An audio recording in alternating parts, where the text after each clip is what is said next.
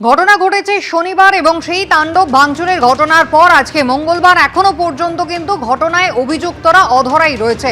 যদিও অভিযুক্তরা কিন্তু আবার পাল্টা দাবি করছেন শোরুম কর্ণধারের বিরুদ্ধে, তিনি নাকি জমি দখল করার চেষ্টা করছিলেন। আমাদের লোকগুলা কাজ করতেছিল, তা আমি বাড়ি গেছি খাইতে, খাওয়া দাওয়ার পরে দেখতেছি বিশাল অনেক লোকজন নিয়ে ঢুকে গেছে গাড়ি ঘোড়া নিয়ে। ঢুকার পরে বিশাল এখানে দাঁড়ায় থাকে, বলতেছে মাল টাল সব তুলো, গাড়িটার উপরে উঠালো, রড সিমি যা আসলো। 50 দাগে আমরা যখন কাজ করতে পারবো না, তাহলে আপনি কেন ঢুকবেন 50 দাগ দিয়ে? জায়গা তো একটাই, দুইটা তো না। এখন ব্যাপার হচ্ছে, ভিতরে আমার 4.5 বিঘা জমি ঢুকে গেছে, উনি এই 10 কাঠার জন্য এত লাফালাফিটা কেন করতেছে? কি পুরাটাই আমার, পুরাটাই আমার। আমি 12 থেকে জমিটা ধরে আছি, এখন 26 চলতেছে। তখন 12 আগে আমি আসছি, তারপরে উনি বাউন্ডারি করতেছে, তখন আমাকে কেন না করলো না? উনি হচ্ছে ডিটের মালিক, আর আমি হচ্ছে খতিয়ানের মালিক। জলপাইগুড়ির এই ঘটনা নিয়ে শুরু হয়েছে রাজনৈতিক তরজা। কি জানিয়েছেন এই ঘটনা নিয়ে বিজেপি সাংসদ সুকান্ত মজুমদার এবং পাল্টা কি জবাব দিয়েছেন তৃণমূলের রাজ্য সাধারণ সম্পাদক কুণাল ঘোষ? দেখুন, সব জায়গাতেই শিল্পপতিরা এইভাবে আক্রান্ত হচ্ছে, কারণ শিল্পপতিরা এই জন্যই এই রাজ্য ছেড়ে চলে যাচ্ছে। আপনি মমতা বন্দ্যোপাধ্যায় বা তৃণমূলের কাছ থেকে আপনি তথ্য নিন।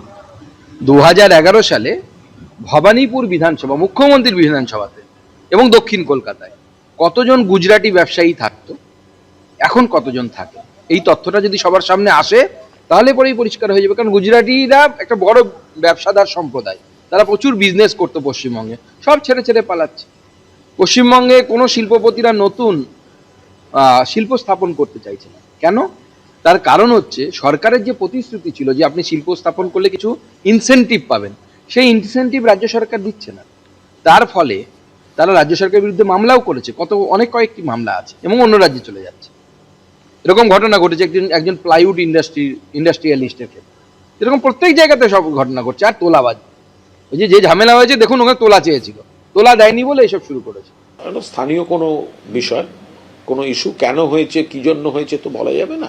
ফলে এর সঙ্গে রাজনীতির কোনো সম্পর্ক নেই এবং তারা দোকান করছেন, তাদের ব্যবসা তারা করবেন। এসব কেন, মানে এখানে তৃণমূল কেন, কোথায় কেন আপত্তি করতে যাবে? এখন স্থানীয় কোন কার সঙ্গে কিসের জন্য কোনো অশান্তি হয়েছে পুলিশ প্রশাসন দেখছে। সামনেই পশ্চিমবঙ্গে বিধানসভা নির্বাচন, আর তৃণমূলকে ক্ষমতাচ্যুত করতে হবে। রাজ্যের প্রধান বিরোধী দল বিজেপি এই মুহূর্তে কিন্তু একেবারে সরব হয়েছে। টাটাদের সকলে মিলে জোটবদ্ধ হয়ে ফেরাতে হবে, এই ডাক দিয়েছেন শুভেন্দু অধিকারী।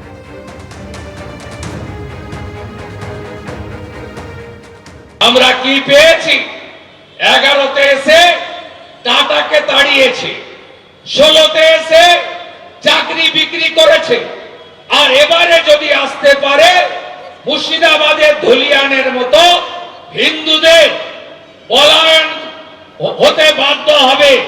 এটাই হলো বর্তমান অবস্থা। একদিকে শিল্পে হাহাকার, মোট 6,888টা কারখানা এই সময়কালে রাজ্য ছেড়ে চলে গেছে। তাকিয়ে দেখুন, ব্যারাকপুর শিল্পাঞ্চল অথবা হাওড়া অথবা হুগলি জেলার গঙ্গা পার্শ্ববর্তী এলাকায় সব শিল্প উঠে চলে গেছে এই মুখ্যমন্ত্রীর আমলে। এই মুখ্যমন্ত্রীর আমলে শিক্ষার বেহাল দশা।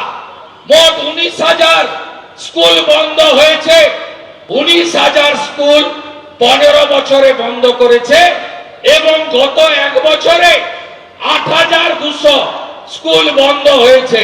15 বছরের মধ্যে 12 বছর কলেজ এবং ইউনিভার্সিটির ছাত্র সংসদে ভোট হয় না। পাবলিক সার্ভিস কমিশনের শেষ পরীক্ষা 17 সালে, আজকে 25, শেষ 26, চাকরি দেবে না। জোট বাঁধতে হবে, এই জন্য হাতে কাজ, পেটে ভাত, মাথায় ছাদ বিজেপির অঙ্গীকার। জোট বাঁধতে হবে, এই জন্য টাটাকে ফেরাতে হবে বাংলায়। আপনারা শুনলেন, তৃণমূলকে ক্ষমতাচ্যুত করার ডাক দিয়ে হুঙ্কার দিয়েছেন শুভেন্দু অধিকারী। তিনি বলছেন যে টাটাকে ফেরাতে সবাইকে জোট বাঁধতে হবে। পাল্টা জবাব দিয়েছেন তৃণমূল মুখপাত্র অরূপ চক্রবর্তী। শুভেন্দু অধিকারী হয়তো সিলেক্টিভ ডিমেনশিয়া হয়েছে, শুভেন্দু অধিকারী জানেন না যে ইতিমধ্যেই টাটা মোটরসের চেয়ারম্যান তিনি নবান্নে এসে মুখ্যমন্ত্রীর সাথে দেখা করে এ রাজ্যে অটোমোবাইল ইন্ডাস্ট্রি গড়বার জন্য প্রপোজাল দিয়ে গেছেন। যে শুভেন্দু অধিকারী বলছিল টাটাকে তাড়ানোর, শুভেন্দু অধিকারী কি করছিলেন? সিঙ্গুরের মঞ্চে তো তথাগত রায় ছিলেন, আপনি সেদিনকে তৃণমূল করতেন, তথাগত রায় তো সেদিনকে বিজেপি করতেন। তথাগত রায় সিঙ্গুরের ধর্ণা মঞ্চে তো নিজে উপস্থিত ছিলেন, রাজনাথ সিং তো নিজে উপস্থিত ছিলেন। এখন সিপিএম এর প্রতি শুভেন্দুর প্রেম জাগতে পারে, কারণ বামের ভোটটা স্ফীত হয়ে রাম এত শক্তি পৃষ্টি হয়েছে, হরিষ্ঠপুষ্ট বলিষ্ঠ হয়েছে। আসলে দিনের শেষে সিপিএম বিজেপি জানে সিপিএম এর ভোট ছাড়া বিজেপির এই রাজ্যে অস্তিত্ব কার্যত শূন্য। তাই শেষ বেলায় এখন ভোটের আগে যাতে সিপিএম এর মাথায় তেল দিয়ে যাতে বামের ভোটটা রামের বাক্সে আসে সেই দিকে থাকার মরিয়া প্রয়াস, তাতে চিড়ে ভিজবে না। এবিপি আনন্দ এগিয়ে থাকে, এগিয়ে রাখে।